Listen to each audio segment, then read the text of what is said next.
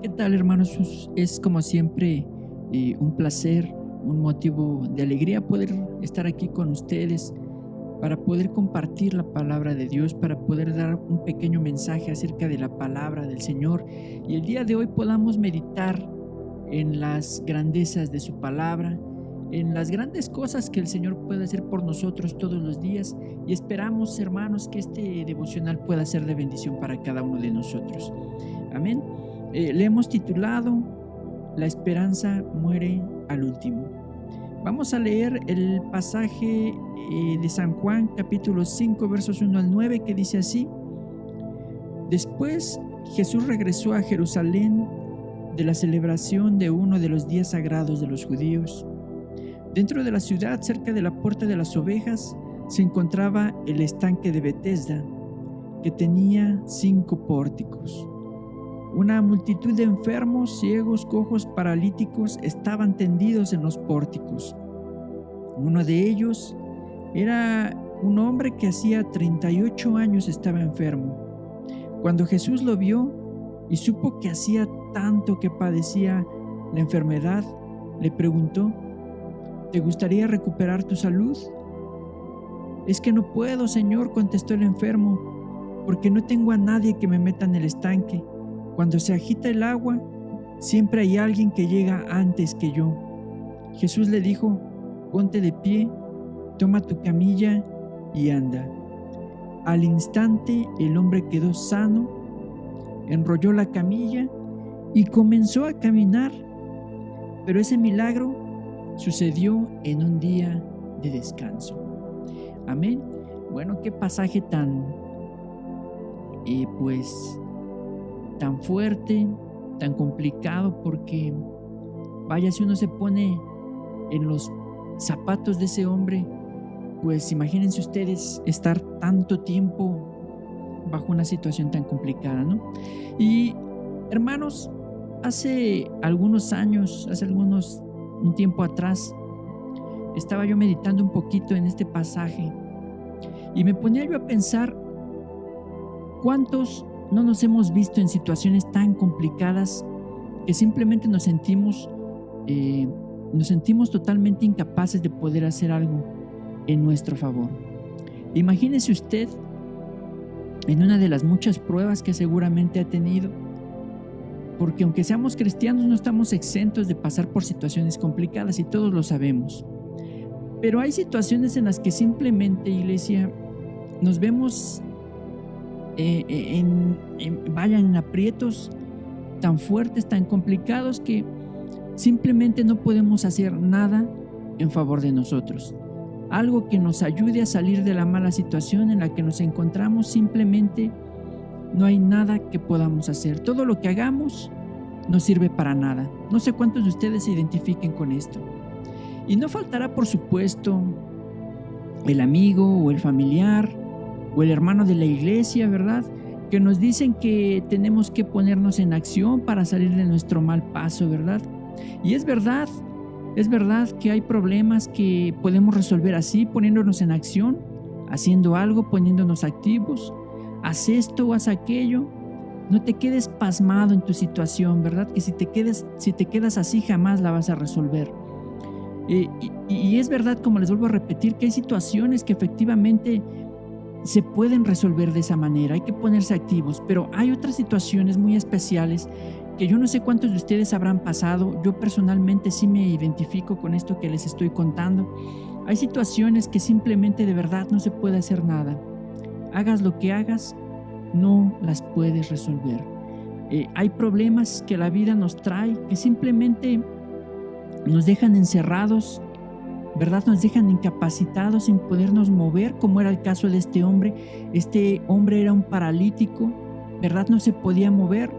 Quiero imaginar, a pesar de que la Biblia no nos da detalles de cuál era su situación específica, ¿verdad?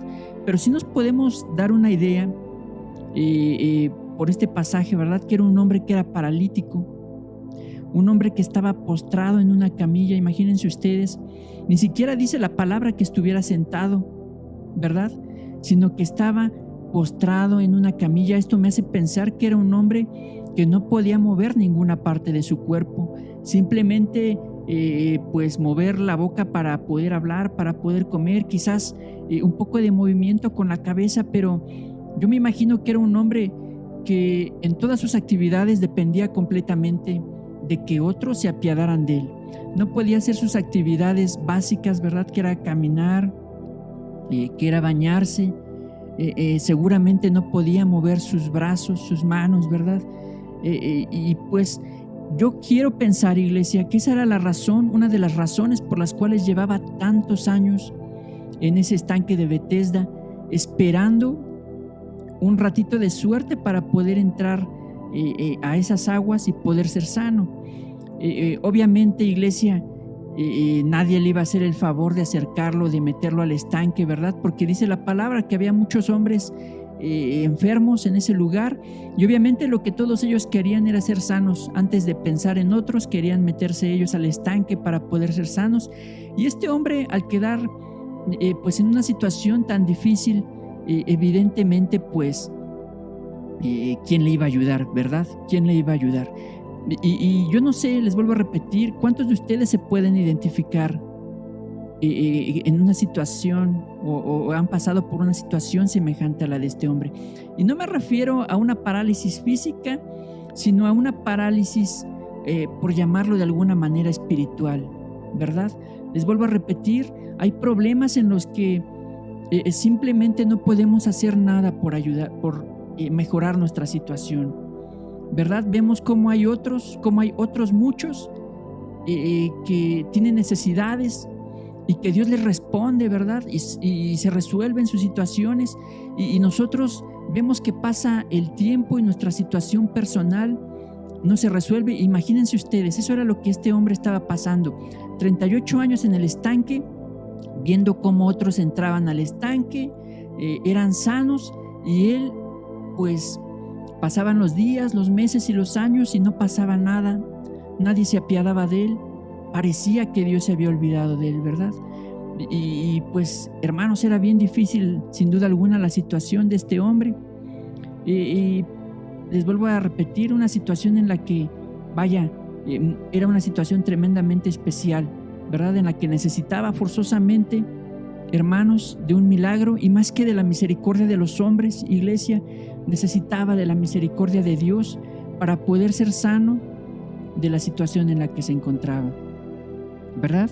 Es solamente, hermanos, cuando se requiere de un milagro que nos ayude a poder salir adelante. No se puede hacer otra cosa, simplemente un milagro. Y usted sabe, hermano o hermana que nos escuchan, que ven este video, que los milagros solamente los puede hacer Dios.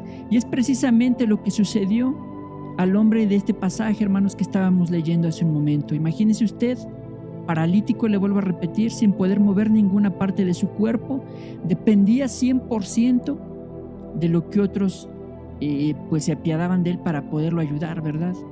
Y imagínese usted casi todo el tiempo acostado, sin poder hacer sus actividades básicas y esperando, como le vuelvo a repetir, que alguien se compadeciera de él para poderlo ayudar.